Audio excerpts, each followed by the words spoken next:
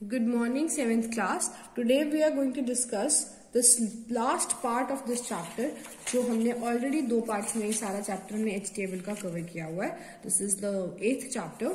अब इसमें क्या है देखो, इंसर्टिंग इमेजेस. इससे पहले हम स्टडी कर चुके हैं डिफरेंट टाइप्स ऑफ लिस्ट और HTML के बेसिक्स टैग्स. अब यहाँ पे है कि हमने अगर HTML कोड के थ्रू इमेजेस को इंसर्ट करवाना है. सो इमेजेस क्या करती हैं, आपकी विजुअल अपीयरेंस को एनहांस करती है. मतलब कि किस तरह से आपका वेब पेज दिख रहा है उसको और अच्छा बनाती है, उसको और ब्यूटीफुल बनाती है, इंटरेस्टिंग बनाती है, कलरफुल बनाती है. जिसमें भी आप इमेज देखोगे आप ज्यादा उस चीज को देख के अट्रैक्ट हो जाओगे. उसको ना इमेज टैग, इसके लिए कौन सा टैग यूज होता है, IMG. इसका मतलब क्या है कि हमने इमेजेस इस टैग की तरह यूज करके हम इंसर्ट कर सकते हैं. और इसके अंदर एट्रीब्यूट्स क्या होते हैं, SRC and OLT, that is source and alternate text. Source का मतलब क्या होता है, URL ऑफ इमेज, कहां से इमेज उठाई आपने, वो आपका SRC में आ जाता है.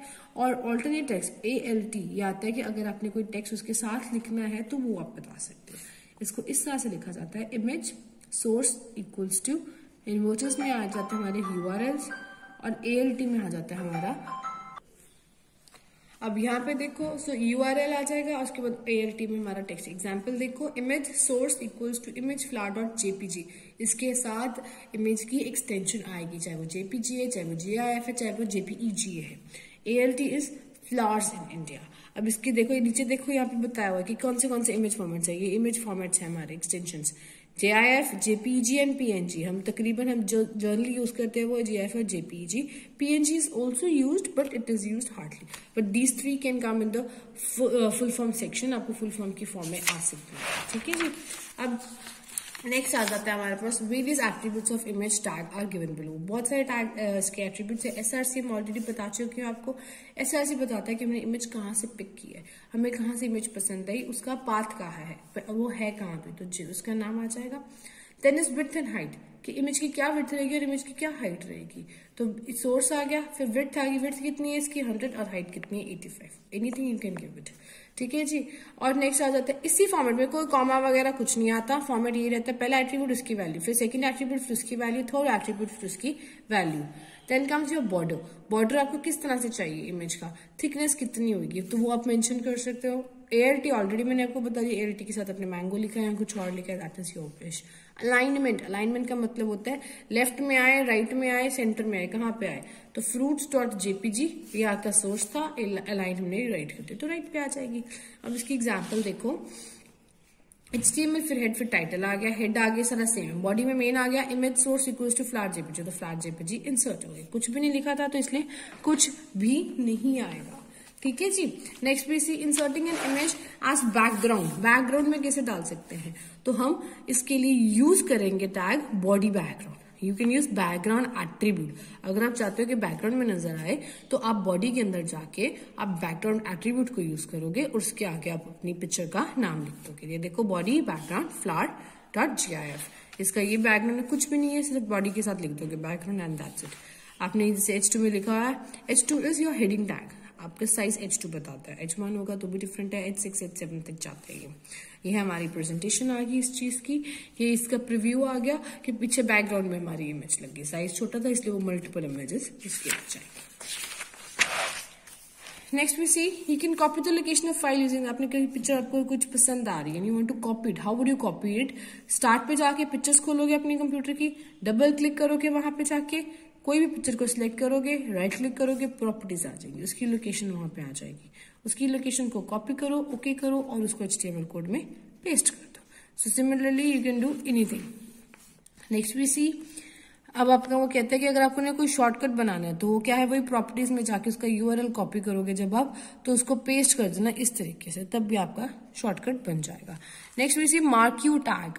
मार्क्यू टैग का काम क्या होता है कि कोई भी चीज जो है, ये आपकी स्क्रीन है सपोज, तो मार्क्यू टैग जो है वो यहाँ पे मैंने लिख दिया ABC. तो वो ABC जो है वो मूव करता रहेगा, पहले ही मूव करेगा यहाँ पे, फिर यहाँ से आना शुरू हो जाएगा ABC, फिर यहाँ पे आएगा थोड़ी देर बाद, फिर यहाँ पे आएगा, मतलब at a time one position पे आएगा. अगर फर्स्ट स्क्रीन में यहाँ पे है तो नेक्स्ट स्क्रीन में यहाँ पे होएगा, थर्ड स्क्रीन में यहाँ पे होएगा, फोर्थ स्क्रीन में यहाँ पे होगा. So it keeps on moving, it keeps on rotating around the, scrolling around the screen, horizontally भी या vertically भी, वो आपकी मर्जी होती है.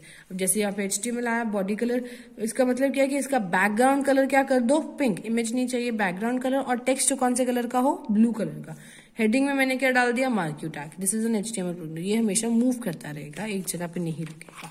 मार्क यू टैग को बंद भी करना है, it is a container tag, जैसे यहाँ पे आ गया. नेक्स्ट देखते हैं क्रिएटिंग टेबल्स. अब टेबल्स क्रिएट करने के लिए हम क्या करते हैं, टेबल्स होता क्या है, it is a collection of rose and columns. तो इसमें HTML में हम टेबल्स कैसे क्रिएट करते हैं, very easily they are used, very easily. इसके कुछ टैग्स होते हैं जो हम सारी चीजों को यूज करते हैं. टेबल्स यूज क्यों होते हैं, हमारे डाटा को और क्लियरली इंटरप्रेट करवाने के लिए. अब सबसे पहले टेबल का टैग यूज होता है जो हमारा स्ट्रक्चर बनाता है. फिर TR रोज के लिए, TH हेडर के लिए, TD डाटा सेल्स, और कैप्शन अगर आपने कोई कैप्शन देना है.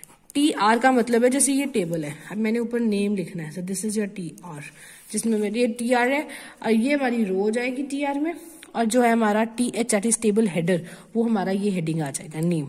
TD जो मेरे सेल्स बनाने हैं, और कैप्शन अगर जो पर कोई नाम देना है तो. अब ये इसकी एग्जाम्पल कोड दिया हुआ है. HTML हेड टाइटल आ गया, बॉडी सारा कुछ सेम ही है आपका. टेबल का बॉर्डर मैंने रखवाया 1. बॉर्डर आप जितना मर्जी रख सकते हो, जिस तरह से मर्जी. TR रो स्टार्ट होगी, फर्स्ट रो में क्या आएगा, नाम, रोल नंबर, नेम और क्लास. तो रोल नंबर, नेम और क्लास आ रहे हैं हमारे पास. नेक्स्ट हमने देखा TR को बंद कर दिया, ये वाली रो हमारी जो है वो खत्म हो गई. नेक्स्ट रो स्टार्ट की, इसमें आ गया TD 1 अमित 10, तो 1 अमित 10, ये रो भी बंद कर दी. नेक्स्ट रो स्टार्ट की 2 अमृता 9, 2 अमृता 9. उसके बाद हमें और रोज नहीं चाहिए थी, हमने टेबल को भी बंद कर. So this is what we say is your table. इसके बाद आपका चैप्टर हो जाता है कंप्लीट. इसके बाद you have an activity zone. उसमें क्या है देखो, match the following. You need to do this yourself. I'll send you the PDF later.